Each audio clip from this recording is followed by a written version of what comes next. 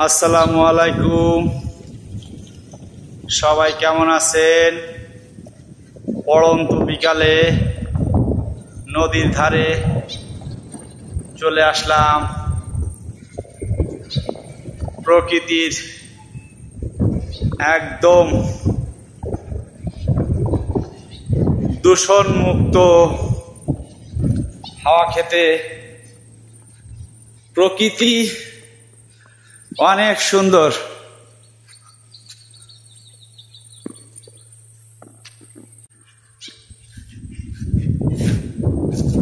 দর্শক, একটা জিনিস লক্ষ্য করবেন, নদীর ধারে সুন্দরবনের অনেক গাছটা পাওয়া যায়। এটা ওড়া গাছ,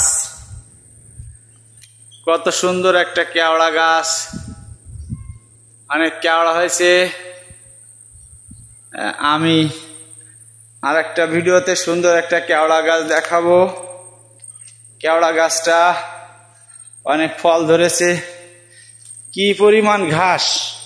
বিকাল বেলায় এই ঘাসের উপর বসে হাওয়া খেতে খেতে মজা করতে যে কি শান্তি লাগে বলে বোঝানো যাবে না। আকাশের নিরিবিলি চিল উঠতেছে। এখন জোয়ার, তবে এখন গন মরা, যার জন্য পানি বেশি হয়নি। মোটামুটি পানি ভালো, একদম খারাপ না।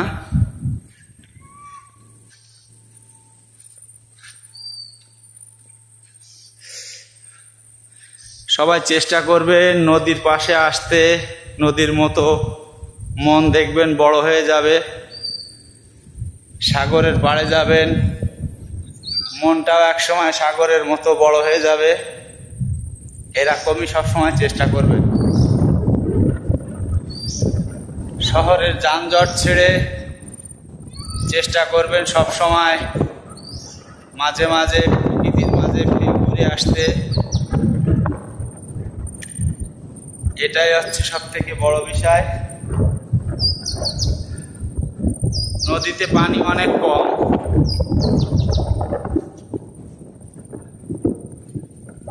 এখন জোয়ারের সময়, প্রচুর হাওয়া। এই যে হাওয়া বাতাস, এগুলো এত সুন্দর পরিবেশ। আর এই হাওয়ায় বসলে, বাতাস খেলে, এই বাতাস খেলে শরীরটা একদম ঠান্ডা হয়ে যাবে। ওপার দিয়ে মাছের ঘের, এখানে অনেক মাছের ঘের, পাশে অনেক বড় একটা কেওড়া বাগান, সুন্দরী গাছ আছে, ওড়া গাছ।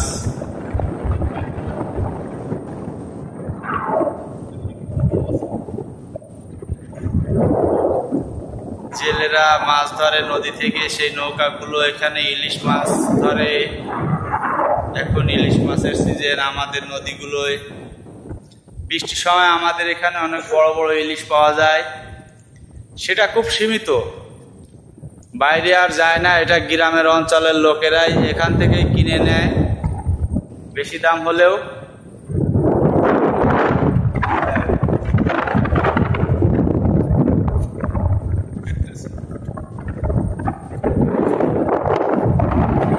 তো সবাই আমার ইউটিউব চ্যানেলের পাশে থাকবেন, বেশি বেশি শেয়ার করবেন।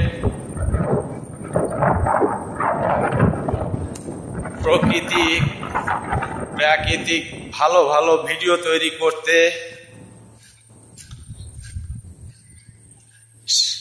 উৎসাহ যোগাবেন।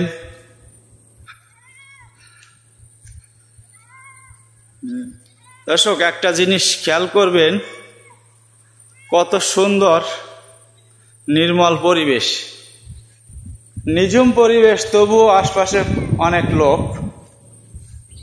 এখানে ঘুরতে আসা যায়। দুপুরের পর রৌদ্র চলে গেলে ঘুরতে আসা যায়। এগুলো হচ্ছে বাগদা চিংড়ি, নদীর যে মাছগুলো সেইগুলোর প্রজেক্ট। অনেক লম্বা কেওড়া গাছ। কেওড়া সম্পর্কে অন্য একটা ভিডিওতে বিস্তারিত বলবো। এখানে গ্রামের একটা ছোট শ্মশান ঘাট, মৃত ব্যক্তিকে, হিন্দু ধর্মের মৃত ব্যক্তি যারা, তাদেরকে এখানে শেষ কার্যক্রমটা এখানে করে।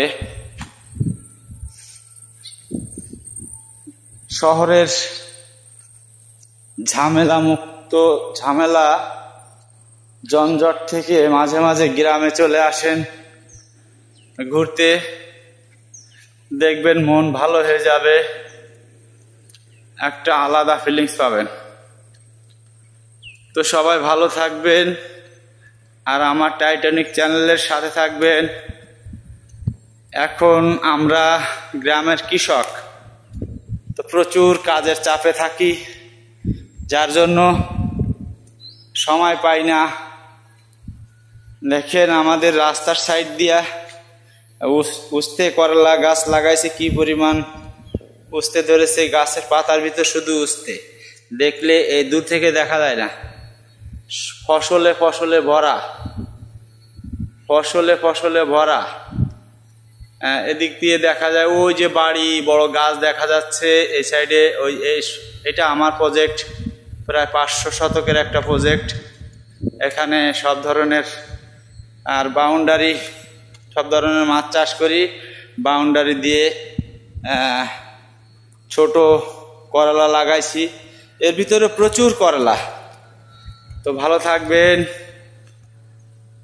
পাশে মাছ কোম্পানি আছে, সবাই পাশে থাকবেন, আমাকে সহযোগিতা